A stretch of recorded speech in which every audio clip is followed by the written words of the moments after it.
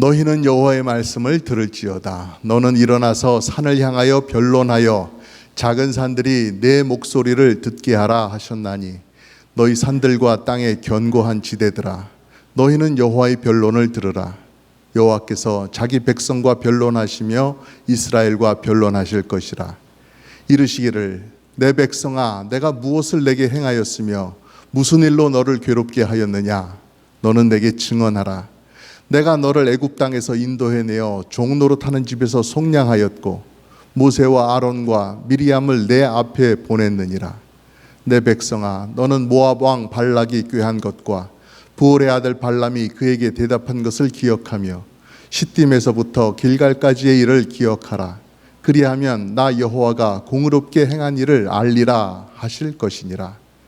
내가 무엇을 가지고 여호와 앞에 나아가며 높으신 하나님께 경배할까? 내가 번제물로 1년 된 송아지를 가지고 그 앞에 나아갈까? 여호와께서 천천의 순양이나 만만의 강물 같은 기름을 기뻐하실까? 내 허물을 위하여 내 마다들을 내 영혼의 죄로 말미암아 내 몸의 열매를 드릴까? 사람아, 주께서 선한 것이 무엇임을 내게 보이셨나니 여호와께서 내게 구하시는 것은 오직 정의를 행하며 인자를 사랑하며 겸손하게 내 하나님과 함께 행하는 것이 아니냐. 아멘. 너무 반갑습니다. 우리 존경하는 우리 홍재농 목사님, 그리고 사모님, 또 우리 사랑하는 우리 파나마시티 우리 성도 여러분 이렇게 만나 뵙게 돼서 정말 기쁘고 고맙습니다. 제가 개척하면서부터 우리 파나마시티 교회 얼마나 사랑하고 그립고 보고 싶었는지 모릅니다. 여러분, 저희 교회 오신 분 계시죠? 와서 찬양하는 그 모습 아직도 선합니다. 그래서 참 감사하고 오늘 이 자리에서 또 주의 말씀 함께 나누며 주의 은혜 안에서 함께 교제할 수 있게 하신 하나님께 영광과 감사를 올립니다. 네. 여러분, 우리 공공 건축물을 만들 때 꼭 설치해야 하는 게 있는데 그 중에 제일 중요한 것은 소방 점검입니다. 그래서 소방 시설이 제대로 갖추지 않으면요 건축 허가가 나지 않습니다. 요즘 가정 집에도 이 디텍터 있어요. 화재 경보기가 있습니다. 그래서 이 화재 경보기 소리가 얼마나 큰지 모릅니다. 한번 울리면요 깜짝 놀랄 정도로 크게 울립니다. 그래서 그 화재 경보기가 울리는 이유는요, 불이 나면 빨리 도망가라. 불이 나면 이것을 알고 깨닫고 이 경보의 소리를 듣고 빨리 깨어 있어서 빨리 안전한 데로 피하라 하기 때문에 화재 경보기 소리가 와랑창창하게 들립니다. 여러분 한번 들어보신 적 있죠? 내가 어렸을 때 제가 어떤 데 한번 뿡 잘못 눌렀다가 온 건물이 와랑창창 소리가 났고 얼마나 놀랐는지 모릅니다. 그렇습니다. 이 소리를 들으면요 빨리 안전한 데 피해야 됩니다. 만일 이 소리를 들었음에도 불구하고 행동하지 아니한다면 어쩌면 그 불로 인해서 큰 화를 당하게 될 것입니다. 하나님께서는요 그 사랑하는 백성들에게 경고의 메시지를 보낼 때가 있습니다. 그 큰 위험이 이제 닥치고 큰 고난이 닥치고 감당할 수 없는 환란이 닥치게 될 때 하나님은 선지자들을 보내서 경고의 메시지를 합니다.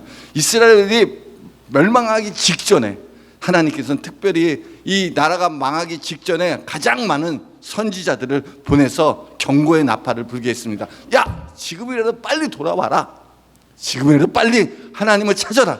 지금이 하나님 만날 때다. 아니면 너희들 다 하나님께 심판과 저주와 멸망이 임박할 테니 빨리 돌아와라. 그래서 하나님께서 선지자를 가장 많이 보낼 때가 언제냐면 이스라엘이 멸망하기 직전이었습니다. 그 당시에 아수르라는 그런 정복 왕국이 등장합니다. 이 나라는 주변에 있는 나라를 다 정복해서 멸망시키는 아주 통일 왕국이고 얼마나 힘이 센 무서운 그런 왕국이 등장합니다. 그래서 하나님께서 그때 많은 선지자를 보냈습니다. 근데 하필이면 그때가 어떨 때냐면 여로보암 2세 때이고 그 다음에 우시야 왕 때에서 북이스라엘과 남유다의 왕들이 가장 국가적으로 번성할 때입니다. 경제적으로 가장 풍요로울 때입니다. 근데 이 시대가 지나면 심판이 임박할 텐데 사람들은 그걸 모르고 있더라는 겁니다. 그래서 하나님이 선지자들을 많이 보냈습니다.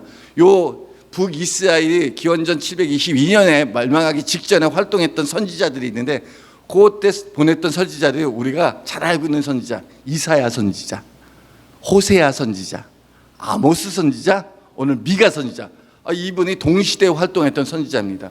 한 사람만 보내도 대단한 일인데, 그런데 하나님께서 북이스라엘 남유다 할 것 없이 4명의 선지자를 보냈고, 이 선지자들은 성경에 기록한 대선지서, 소선지서에 기록한 그런 오늘날까지 우리에게 전달되는 그런 증거되는 선지자들을 우리에게 보내주셨습니다. 이렇게 많은 선지자를 보내주신 이유가 무엇입니까? 왜 그 많은 선지자를 보내서 우리에게 경고의 나팔을 부르는 이유가 무엇입니까? 그렇습니다. 한 사람도 하나님의 경고의 메시지를 듣지 못한 사람이 없도록 하나님께서 많은 선지자를 보냈습니다. 제발 좀 들어라. 하나님 말씀을 좀 들어라. 그래서 너희가 듣고 하나님께 돌아와라. 그래서 선지자들이 외쳤던 그 메시지는 다 똑같습니다. 뭐죠? 더 이상 우상 숭배하지 말고 하나님께 돌아와라. 그러면 너희가 살리라. 더 이상 세상 쫓아가지 말고, 세상의 풍요로움 쫓아가지 말고 지금이라도 하나님께 돌아와라. 안전한 곳으로 돌아와라. 그러면 너희가 살 것이다. 하나님께서 선지자를 보냈을 때는 이스라엘 백성들이 범죄하고 타락해서 하나님을 떠났을 때였다는 것입니다. 그래서 하나님께서는 그들을 속히 돌아오라고 선지자들을 많이 보내셨습니다. 하나님께서 오늘날 이 성경 66권을 통해서 동일하게 우리에게 하시는 말씀이 무엇입니까? 그렇습니다. 너희도 지금 하나님을 찾으라. 너희 구원의 하나님을 만나라. 너희 구원의 하나님이신 우리 주 예수 그리스도 안에 거하라 라고 말씀하십니다. 오늘도 우리가 이 하나님의 말씀을 듣고 깨닫고 회개하여 하나님께서 구원에 이르기를 원하십니다. 하나님 아버지가 사랑이심을 믿습니까? 하나님은요, 아무도 멸망치 않기를 원하세요. 그래서 하나님 우리를 향하여 아무도 멸망치 않기 위해서 오래 참으세요. 그래서 다 회개하여 구원에 이르기를 원하십니다. 어떤 사람들은 예수님 오신다고 그러는데 왜 이렇게 안 오세요? 예수님 진짜 살아계신 거 맞아요? 베드로가 말합니다. 여러분들 답답한 소리 하지 마세요. 예수님 꼭 오십니다. 그러나 주의 날은 천년이 하루 같고 하루가 천년 같은 이 한 가지를 잊지 마십시오. 꼭 오십니다. 근데 하나님이 이렇게 더디 오시고 오래 참는 이유는 아직 구원받지 못한 사람이 있기 때문에 하나님이 지금 참아주시는 겁니다. 하나님께서 나를 구원하기 위해서 1000년, 2000년을 참아주신 것입니다. 하나님께서 우리 중에 잃어버린 영혼들을 위해서, 우리 가족들의 한 영혼을 또 살리시기 위해서 하나님이 지금도 여전히 참고 오래 참고 기다리고 계십니다. 하나님께서는요, 미가 선지자를 보내서 제발 내 말 좀 들어봐라. 제발 내가 너에게 하는 이 말을 좀 들어봐라. 참 나하고 좀 이야기 좀 하자라고 말씀하십니다. 그래서 1절에 보니까 너희는 여호와의 말씀을 들을지어다. 혹시 성경 띄워줄 수 있나요? 하나님 말씀을 들으라는 겁니다. 너희는 여호와의 말씀을 들을지어다. 좀 제발 좀 들으라는 겁니다. 그래서 어떻게 하냐면 이제 하나님 말씀 하도 들을 사람이 없으니까 하나님이 약속한 땅에 산과 들을 내세워서 그들과 함께 산과 들과 작은 산들을 통해서 내 목소리를 듣게 하라. 너희가 그들의 증인을 삼아 줄 거라는 겁니다. 내 목소리 들어라. 꼭 하고 싶은 말이 있어요. 하나님께서는 그의 택한 이스라엘 백성들에게 하고 싶은 말이 있어요. 산과들이 증인되기를 원하셔서 그들에게 꼭 하고 싶은 말이 있습니다. 오직 답답하면 하나님께서 산과 들을 증인을 삼겠습니까? 2절 말씀 보니까 너희 산들과 땅의 견고한 지대들아, 너희는 여호와의 변론을 들으라. 여호와께서 차기 백성과 변론하시며 이스라엘과 변론하실 것이라 라고 말씀하십니다. 이스라엘 백성과 하나님께서 변론하고 싶다는 겁니다. 변론이란 말은 우리가 언제 이 말을 사용하죠? 이 변론이란 말을 우리가 평상시 사용하지 않습니다. 이 말을 가장 많이 사용하는 것이 법정입니다. 죄를 다룰 때. 그때 증인은 최후 변론을 하십시오라고 꼭 판사가 얘기합니다. 그 변론은 뭐냐? 혹시 너무 답답하고 억울한 게 있다면 말하라는 겁니다. 지금 너가 죄를 안 졌는데 저 사람 무고하게 당신은 고발했다면 마지막 옳고 그름을 한번 이야기해보라는 겁니다. 최후 변론 얘기하라는 거예요. 하나님께서 이스라엘 백성들에게 야, 마지막 너하고 나하고 진짜 한번 얘기를 좀 해보자. 진짜 누가 옳은지, 내가 정말 잘못했는지 한번 너와 내가 한번 이야기를 해보자 할 때 하시는 말씀이 바로 이 변론입니다. 하나님께서 상과 들을 증인 삼고 이스라엘 백성들과 변론하고 싶은 것이 무엇입니까? 하나님께서 지금 무엇을 그렇게 말씀하고 싶을까요? 우리 사랑하는 성도 여러분, 여기 계시는 분들은 다 어머니만 오셨네요. 어머니. 우리가 자녀들 다 양육하셨죠? 저도 자녀가 벌써 다 커서 대학에 들어갔습니다. 얼마나 큰지. 그때 아장아장하게 어린 아이들을 데리고 왔는데 벌써 다 커서 대학생들이 되어버렸습니다. 그런데요, 우리가 자녀를 키우다 보면요, 그렇게 이쁘고 그렇게 정말 사랑스러운 자녀들에게 상처받을 때가 있습니다. 이 사춘기 자녀들이 또 부모님한테 반항할 때가 있어요. 근데 언제 그게 엄마의 마음에 대못을 받고 이렇게 상처를 줍니까? 자녀들이 엄마의 마음, 부모님의 마음에 그렇게 힘들게 할 때가 언제입니까? 애들이 자다가 보면요, 자기 마음대로 안 돼서 화가 막 미쳐 오를 때가 있고, 자, 모든 원망과 불평을 엄마한테 해요. 그러면서 엄마한테 이렇게 말을 해요. 엄마, 나한테 해준 게 뭐 있어? 그래요. 아니, 그게 말이, 얼마나 많은 것들을 해줬는데 해준 게 뭐 있냐는 거예요. 해준 게 뭐 있냐. 오직 답답하겠어요. 우리 아들이 그러는 거예요. 아빠가 나한테 해준 게 뭐 있다고나.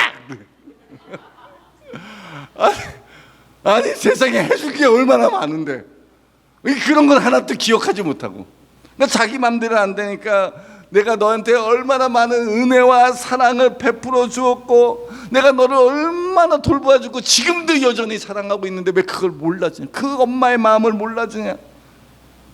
그러면서 그 철없는 그 아들 딸들이 엄마한테 얘기하기를, 엄마 때문에 내가 얼마나 힘들었는 줄 알아? 내가 엄마 때문에 괴롭힘만 당했어. 이렇게 말하더라는 거예요. 엄마 속상하겠어요? 안 속상하겠어요? 진짜 속상해요. 그런데요, 지금 하나님을 믿는 이스라엘 백성이 그렇게 말하고 있더라는 거예요. 그렇게 말하고, 야, 좀 얘기 좀 해보자. 그들이 하나님 나한테 해준 게 뭐 있어요? 지금까지 뭘 하셨는데 이렇게 하나님 노릇하려고 합니까?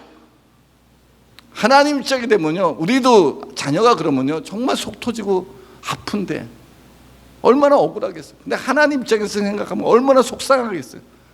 그래서 좀 얘기 좀 해보자. 진짜 내 말 좀 들어봐라. 내 말 좀 들어봐라. 내가 너희 얼마나 사랑했는 줄 아냐? 내 백성아, 내가 무엇을 내게 행했으며 무슨 일로 너를 괴롭게 하느냐? 너는 내게 증언하라. 내가 너한테 해준 게 얼마나 많은데 왜 그러냐 도대체? 내가 널 그렇게 괴롭혔다고 너는 그렇게 생각하느냐? 진짜 너 정말 입이 있으면 나한테 얘기를 해봐라. 뭐냐? 이 답답한 마음을 하나님께서 이스라엘 백성에게 합니다. 야, 너 정말 힘들었을 때 있지 않냐? 저 생각해봐라. 너희가 정말 애굽에서 종살이하고 중노동으로 소망 없이 살았을 때 있지 않냐? 그런데 내가 능력으로 모세와 아론과 미리암 보내서 너희를 속량하여 주지 않았냐? 모든 장자를 다 죽이고 어린 양을 죽여서라도 너희를 내 것으로 삼지 않았냐?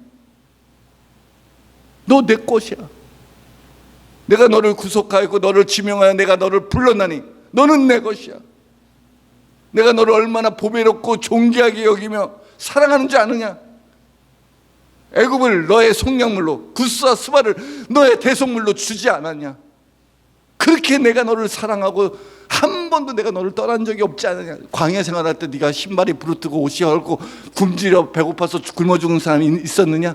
안 그렇지 않냐? 내가 날마다 너희와 함께 동행하고 낮에는 구름기둥 밤에는 불기둥으로 너를 지키고 보여주고 아침에 일어나면 공짜로 먹을 거 만나로 쫙 깔아주고 심심하고 배고프면 하늘에서 메추라기 주셔서 고기도 먹여주고, 그런데 왜 내가 너한테 해준 게 없다고 하느냐? 내가 너를 여기까지 인도해 주지 않았냐? 너 지금 광야 생활할 때 이 발람이 깨서 너희를 유혹해요. 넘어뜨리려고 한 적 있지 않냐? 그 발람의 유혹이 있어서 너희가 쓰러질 뻔하지 않았냐? 그런데 그 발람의 꾀를 내가 보아주고 내가 너를 지켜준 거 왜 기억하지 못하냐? 왜 그런 거 기억하지 못하냐? 뿐만 아니라 너희가 시딤에서 길갈까지 일을 기억하라. 이 말은 뭐냐면 하나님께서 시딤에서 길가까지는 하나님께서 약속의 땅을 주는 그 과정들을 기억하라는 거예요. 너 하나님 약속의 땅 길갈에서 정착하기까지 내가 너한테 얼마나 놀라운 일을 하지 않았냐.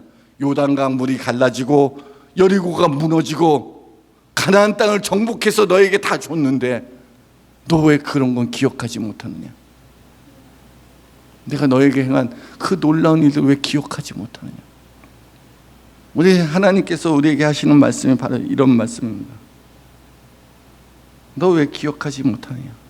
내가 너에게 베푼 이 모든 은혜와 사랑들을 왜 기억하지 못하고 이렇게 원망하고 불평하느냐. 기억하라는 거예요. 은혜를 기억하라.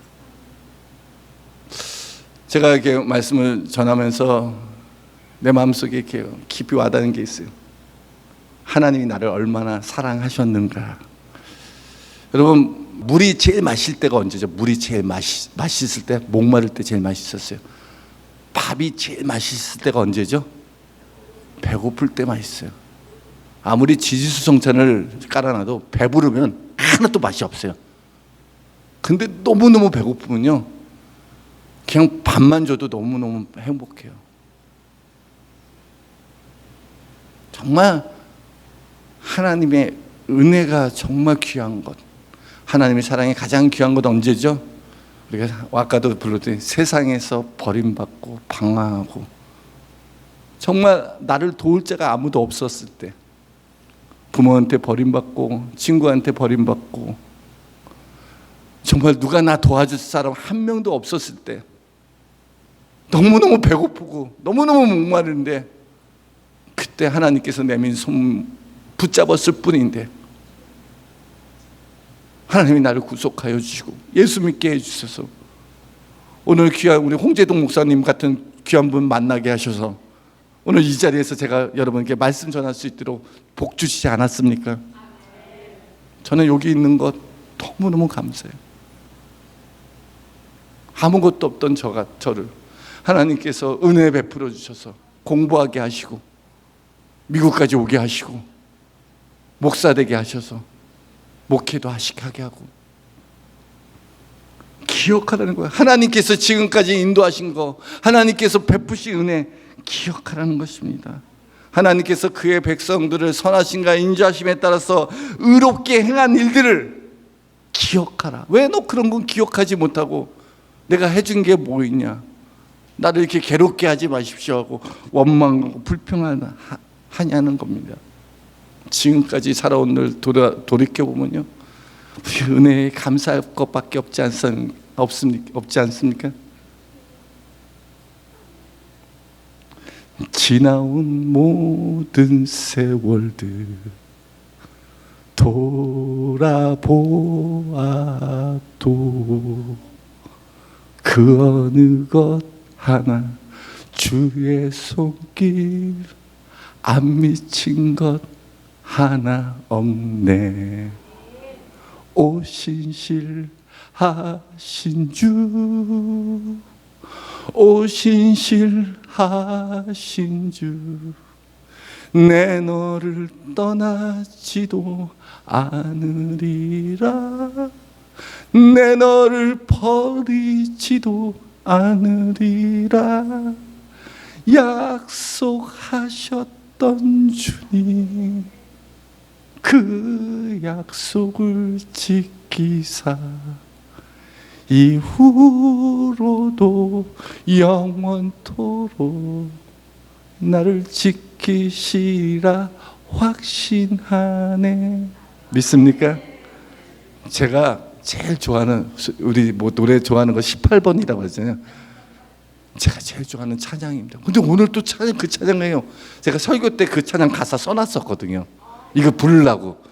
마침 맞게 우리 뭔가 통하는 게 있어요. 이게 외모도 비슷하게 해서 멀리 보면 제가 홍 목사님 같고, 제가 와서 마이크 안 내리고 한 데는 여기밖에 없습니다. 다른 데는 마이크를 다시 올리던가 내리던가 해야 돼. 정말 우리 생각해 보면요, 하나님의 은혜가 얼마나 큰지 모릅니다. 우리 그 은혜 기억하지 못하고 조금만 마음 꼬부라지고 섭섭하면 하나님 내게 해준 게 뭐 있어요? 라고 할 때가 얼마나 많은지 모릅니다. 아무리 세상에서 폭풍과 몰아치고 큰 환난이 닥쳐도 우리가 달려갈 피난처가 있음을 믿으시기 바랍니다. 바로 그분이 우리를 구하는 우리 구주 예수 그리스도이십니다. 정말 우리가 하나님께서 내게 말씀을 통해서 경고의 메시지가 울릴 때, 화재 경보같이 말씀을 통해서 내 마음에 왕왕 울릴 때 우리가 달려갈 곳은 바로 예수 그리스도 안으로 달려가야 합니다. 주님께 더 가까이 나아가야 됩니다. 그렇다면 우리가 어떻게 이 주님께 더 가까이 나아갈 수 있습니까? 오늘 미가 선지자는 우리 본문을 통해서 하나님께 나아갈 수 있는 방법을 알려주십니다. 6절에 보니까 내가 무엇을 가지고 여호와 앞에 나아가며 높으신 하나님께 경배할까? 내가 번제물로 일련된 송아지를 가지고 그 앞에 나아갈까? 여러분, 사랑하는 우리 성도 여러분, 여러분은 무엇을 가지고 하나님 앞에 나왔습니까? 내가 무엇을 가지고 여호와 앞에 나아가며 높으신 하나님께 나와 경배할 수 있겠습니까? 미가 선지자는 스스로 묻습니다. 내가 하나님 앞에, 그 높으신 하나님 앞에 어떻게 나갈 수 있겠는가? 내가 무엇을 가지고 하나님 앞에 경배할 수 있는가? 왜? 받은 은혜가 너무 크고 기억하면 기억할수록 너무너무 하나님 사랑하고 너무 좋으신 하나님인데 내가 어떻게 하나님 앞에 나갈 수 있겠습니까? 내가 일련된 송아지로 번제물 송아지를 갖고 하나님께 번제를 드리면 하나님께서 정말 기뻐하실까? 아니야. 그보다 더 중요한 거 드려야 돼. 내가 천천의 수양을 드릴까? 천마리의 수천 마리의 양을 드려다 하나님께 제사를 올려드릴까? 아니야. 그보다 더 귀한 거 드려야 돼. 만만의 강물 같은 기름을 하나님이 기뻐하실까? 여러분, 기름 짜는데 하루 종일 짜면 얼마나 나올 겁니까? 요만한 잔에 한 컵 나옵니다. 근데 만만의 기름을 짜기 위해서 얼마나 많이 희생과 노력과 정성을 쏟아야 됩니까? 근데 그렇게 정성을 쏟아서 하나님께 올려드리면 하나님 그거 받으시고 기뻐하실까? 만약에 그렇다면 내가 그거 하겠다는 거예요.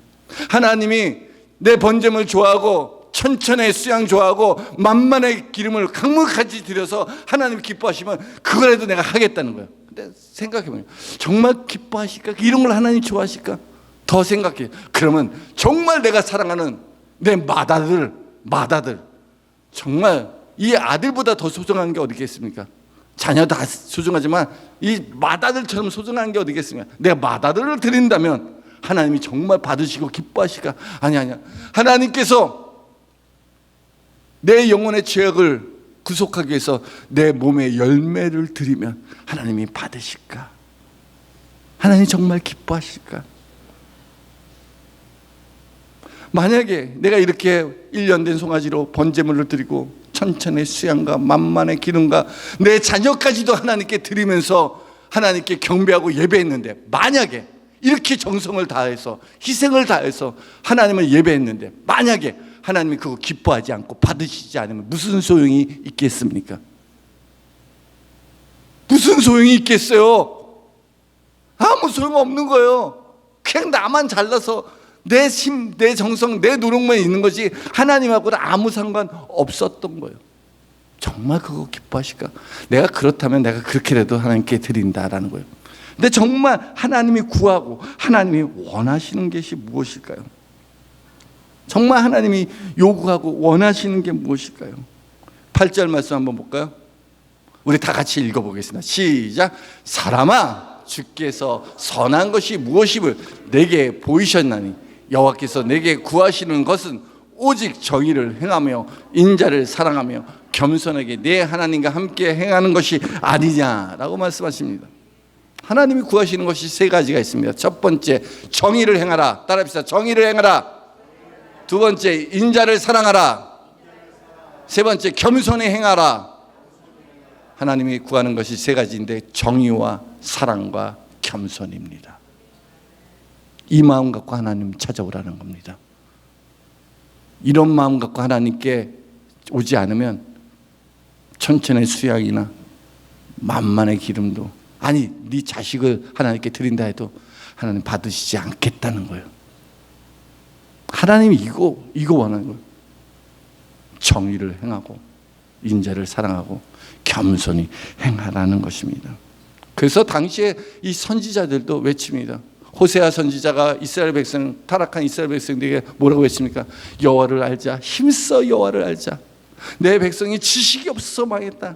하나님이 정말 원하시는 게 무엇이냐? 호세아 6장 뭐라고 말씀하십니까? 나는 인애를 원하고 제사를 원치 아니하며 번제보다 하나님을 아는 것을 원하노라. 하나님을 알기를 원해요. 하나님의 사랑을 원해요. 그래서 호세아는 정말 그가 체험을 통해서 하나님의 사랑을 전했던 선지자였습니다.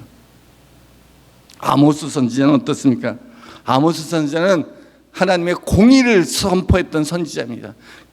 오직 정의를 물같이 공의를 마르지 않는 강같이 흐르게 할지어다. 아모스 5장 24절에 말합니다.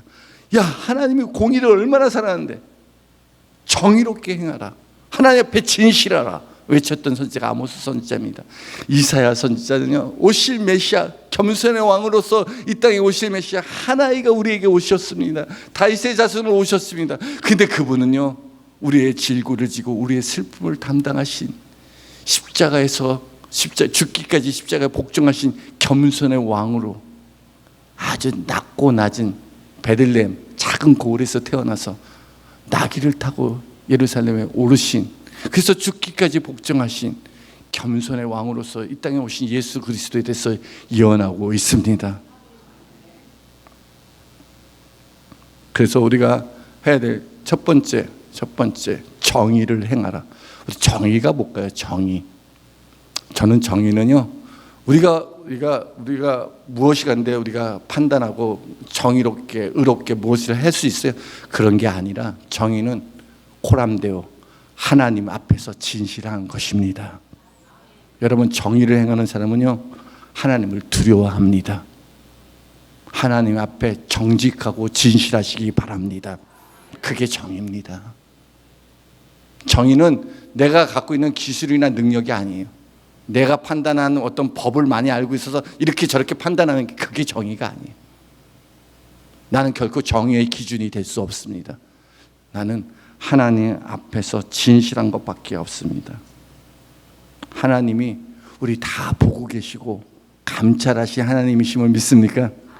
그래요. 하나님 앞에 다 알고 있기에 하나님의 공의를 구하며 주 앞에 나갈 수 있는 것입니다. 그러하게 하나님 보시기에 깨끗하고 선한 양심을 가지시기 바랍니다. 깨끗한 마음으로 주를 부르시기 바랍니다. 이게 정의를 행하는 것입니다. 어떤 일을 하고 싶어도 하나님이 두려워서 아무것도 할 수 없어요. 왜? 그러니까 죄를 범할 수가 없어요. 하나님 앞에 진실한 게 바로 정의입니다. 두 번째는 사랑을 행하라는 겁니다. 인자를 사랑하라. 우리가 사랑한다는 것처럼 어려운 게 없습니다. 우리 사랑한다는 거 너무도 잘 알고 있습니다. 근데 사랑하십시오라고 말하는 건, 그것은 사실은 유치원에 다니는 어린아이도 사랑하는 게 좋은 거 알고 있습니다. 우리 사랑해야 되죠. 마땅히 사랑하는 거 좋습니다. 근데 우리가 사랑하려고 하면 어떻게 사랑해야 될지 모릅니다. 여러분, 하나님이 여러분 사랑하시는 걸 믿습니까? 그럼 한 가지, 하나님이 여러분을 어떻게 사랑하셨어요?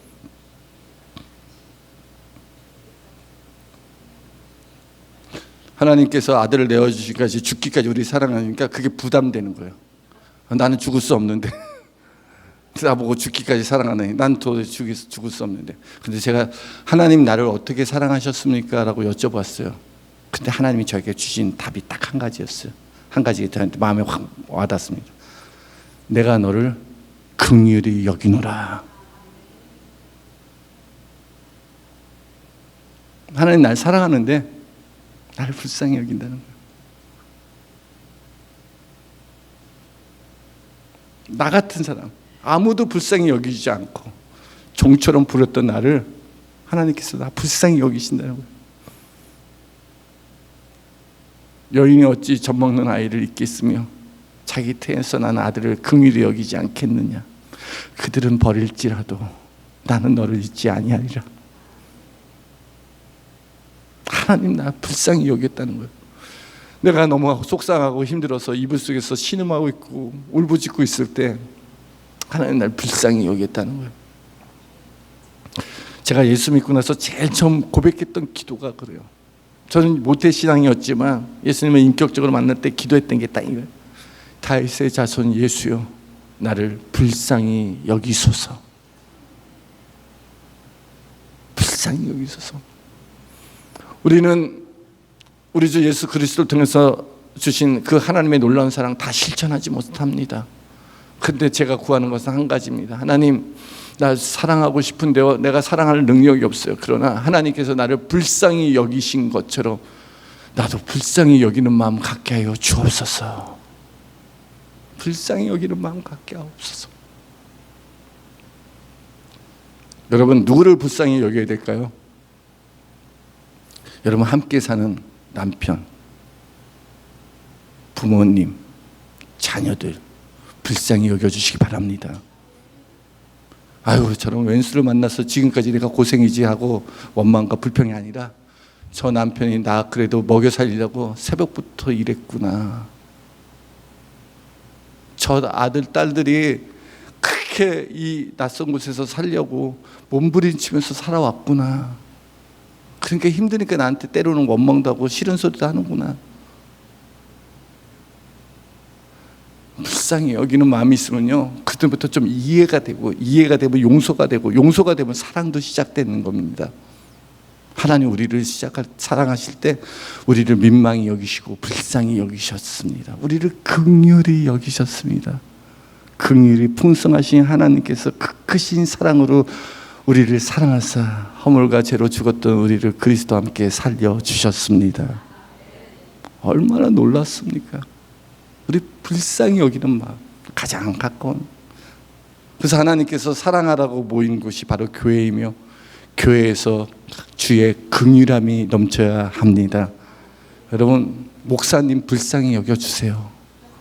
목사님, 정말 목사님 여러분들을 위해서 기도하고 말씀의 진리로 밤잠 못 이루고 저렇게 간구하며 하나님께 부르짖을 때 그 목사님 앞에서 보이는 게 전부가 아니에요.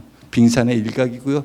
진짜 하나님 앞에 정직하게 살라고 자기를 쳐서 복종하는 수많은 시간들이 이 교회를 만들고 있습니다. 여러분, 가장 사랑하는 사람 불쌍히 여겨주세요. 이해해 주세요. 한 율법사가 자기를 옳게 보이려고 예수님 앞에 내가 어떻게 해야지 영생을 얻으리까라고 누가복음 10장에 말했습니다. 말씀에 뭐라고 말했냐? 라고 말할 때 그 율법사가 아주 옳게 대답합니다. 예, 하나님을 사랑하고 내 이웃을 내 몸같이 사랑하라고 말합니다. 네 말이 옳더라. 그렇게 행하라. 근데 이 사람이 예수님께 칭찬받으니까 너무 좋았어. 그럼 내 이웃이 누굽니까? 라고 물었어요. 내가 누구를 사랑하고 누구에게 선을 행하고 자비를 행하는 게 좋겠습니까?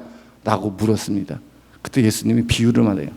어떤 한 사람이 예루살렘에서 여리고로 내려가다가 강도를 만났어요. 근데 그 강도가 그 사람을 엄청 때려서 다 옷까지 벗겨갖고 헐벗은 몸으로 맞아서 신음하고 있어요. 이제 거의 죽기 직전이에요. 온몸에 피투성이고 상처가 있던 그 강도 만난 사람이 이 길가에 쓰러져 있는 거예요. 근데 그 길을 가다가 한 레위인이 그 강도를 보고 그냥 지나가는 겁니다. 제사장도 그 강도를 보고 그냥 지나갑니다. 그런데 이 사마리아인은 장사꾼인데 바쁘게 지나가다 그 사람도 봤습니다. 레위인과 사마리아인가, 제사장과 레위인과 사마리아는 똑같습니다. 똑같은 게 뭐죠? 다 봤습니다. 다 봤다니까요. 다 봤어요. 근데 뭐가 다르죠? 불쌍히 여기는 마음이 있느냐 없느냐가 달라요. 이 사마리아는 그를 보고 불쌍히 여겨서 가까이가 기름과 포도주로 그 상처를 싸매주고 붓고 씻어주고 그 자기 짐승이 태워서 여관에 데리고 가서 맡깁니다. 나 지금 바쁘니까 어디 가는데 혹시 비용이 더 들면 줄 테니까 이 사람을 잘 돌보다 맡기고 떠납니다. 그리고 예수님이 그 자기에게 질문한 율법사에게 묻습니다. 이 세 사람 중에 너가 생각할 때 누가 이 강도 만난 사람의 이웃이겠냐? 라고 묻습니다. 똑같이 묻습니다. 여러분, 이 세 사람 중에 강도 만난 사람의 이웃이 누굽니까? 누구죠? 예, 사마리아인. 그거는 반은 맞습니다. 반은 맞습니다. 여기 한 가지 더 중요한 것은 긍휼히 여긴 사람입니다. 강도를 긍휼히 여긴 사람이 바로 강도 만난 사람의 이웃입니다. 율법사가 말합니다. 감히 사마리아인이라고 말하지 못하고 자존심 상하니까 자기보다 못한 사람이 그렇게 예수님 칭찬하니까 그렇게 못하고 자비를 베푼 사람입니다. 긍휼을 베푼 사람입니다. 옳게 대답할 때 예수님이 말합니다. 너도 그렇게 행하라. 그리하면 너가 살리라.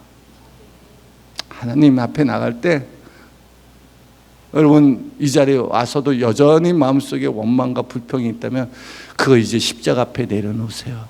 그리고 주여 내게 긍휼히 여기는 마음 허락하여 주옵소서. 하나님께 올려드리시기 바랍니다. 여러분 분명한 것은 긍휼히 여기는 자는 복이 있나니 긍휼히 여김을 받을 것이요. 하나님 우리 얼마나 긍휼히 여기고 우리에게 우리를 긍휼히 여기서 우리를 얼마나 복되게 하는지 모릅니다. 마지막으로 우리가 꼭 지켜야 될 것, 하나님 앞에 나가기 위해서는 겸손함으로 지극히 높으신 하나님께 나아가 경배합시다. 우리 분명한 것은 겸손한 자에게 은혜를 베풀어 주십니다. 겸손은 자기 의나 공로가 없는 것입니다. 그래서 겸손한 자는 자기가 행한 일에 대해서 자랑하는 것을 부끄러워합니다. 또 누가 알아주면 그것을 자꾸 덮으려, 나는 한 게 없어, 내가 한 게 아니야, 하나님께서 복 주시고 은혜 주셔서 그냥 나눴을 뿐이야, 왜 나한테 집중해, 하나님께 영광 돌려 라고 말합니다. 그게 겸손입니다. 그럼 교만한 사람은 어떨까요? 그래요. 교만한 사람은 조그만 일을 해도 그것을 자랑하고 싶어요. 내가 이렇게 했어, 내가 이렇게 했어. 근데 우리가 하나님 앞에 나갈 때 내 공로, 내 의의가 없습니다. 주님밖에 없어요. 겸손은 주님의 은혜를 생각하면 너무너무 감동이 돼서 주를 섬기는 것 그 자체만으로도 너무 기뻐서 우리는 늘 겸손한 종들은 이렇게 고백합니다. 무익한 종이오니 마땅히 할 바를 하였을 뿐입니다. 그러면 하나님께 이런 겸손한 마음으로 갈 때 우리 그리스도 예수를 닮아가게 됩니다. 주님은 자기 자신에서 이렇게 말합니다. 나는 마음이 온유하고 겸손하니 나의 멍에를 베고 내게 와서 배우라. 우리 신앙생활은 바로 이것입니다. 주님께 나와 배우는 것입니다. 끊임없이 주님 닮아가는 것입니다. 주님의 겸손함 닮아가고 십자가에 지고 가신 그 길 믿음으로 순종하며 따라가는 것, 그것이 바로 겸손함입니다. 주님 닮아가시는 우리 성도님 되기를 바랍니다. 그러하기에 우리 하나님께서 구하시는 것이 세 가지가 있습니다. 그것은 정의를 행하고 인자를 사랑하며 겸손하게 하나님과 함께 행하는 것입니다. 예수님이 하나님과 동행하였습니다. 나를 보내신 이가 나와 항상 함께 하시는도다. 내가 그의 기뻐하시는 일을 행함으로 그가 나를 홀로 두지 아니하셨나이다. 예수님이 하나님 아버지와 함께 했던 비결이 있다면 그것은 바로 겸손함이었습니다. 늘 하나님 앞에 자기를 낮추고, 그가 능력 있고 권세가 있음에도 불구하고 하나님이 허락하지 않냐면 겟세마네 동산에서 기도하고 십자가를 지시는, 죽기까지 복종하시며 낮고 낮은 인간의 몸, 종의 형체로 오신 분이 바로 우리 구주 예수 그리스도이십니다. 그렇게 겸손하게 주와 함께 동행할 때 하나님께서는 예수님을 홀로 두지 아니하시고 항상 함께하여 주셨습니다. 이제 말씀을 마치겠습니다. 하나님께 나올 때는요, 다른 어떤 것보다 중요한 게 뭐죠? 여러분, 하나님 앞에 진실하고 정직하시기 바랍니다. 정의를 행하고, 두 번째, 불쌍히 여기는 마음, 인자를 사랑하고 사랑의 마음 갖고 나오세요. 하나님, 나를 불쌍히 여겨 주옵소서. 하나님, 내가 이 자리에 왔는데 여기서 하나님이 나를 불쌍히 여기지 않으면 나 어디 갈 데가 없습니다. 내게 은혜 베풀어 주옵소서. 그리고 하나님, 나 아무 공로 없어요. 다 주님의 은혜였습니다. 겸손하게 하나님 앞에 자기를 낮추며 하나님과 함께 동행하는 것, 그것이 하나님께 우리에게 요구하고 구하는 것입니다. 인자야, 주께서 선한 것을 내게 보이셨느니라 말씀하지 않았습니까? 하나님께서 선한 것을 우리에게 이미 보여주셨습니다. 그분이 누구시죠? 바로 우리 구주 예수 그리스도이십니다. 여러분, 주님 따라가세요. 그것이 우리 인생의 가장 안전한 것이요, 가장 소망이 넘치는 것입니다. 우리 바나마시티에 있는 우리 성도 여러분, 우리 주님 때문에 정말 기쁘고 행복하고 정말 우리 하나님을 함께 동행하는 우리 복된 성도가 되기를 주님의 이름으로 축원합니다.